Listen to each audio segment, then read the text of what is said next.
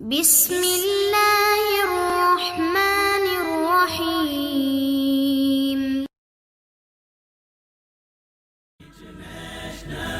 Islamic Research Center. السلام علیکم ورحمۃ اللہ وبرکاتہ۔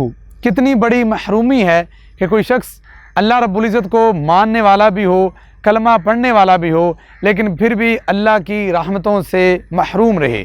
ایسا گھر جس میں اللہ کی رحمت کے فرشتے نازل نہیں ہوتے۔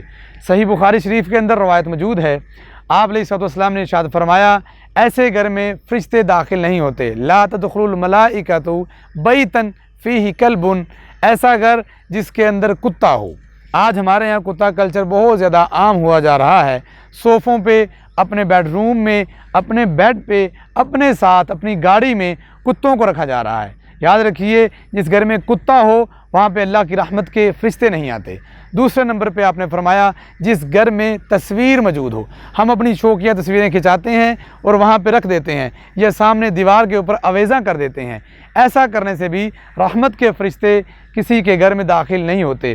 یہ صحیح بخاری میں حدیث نمبر 5949 ہے۔ اللہ مجھے اور آپ کو ان دو کبھی کاموں سے بچنے کی توفیق عطا فرمائے۔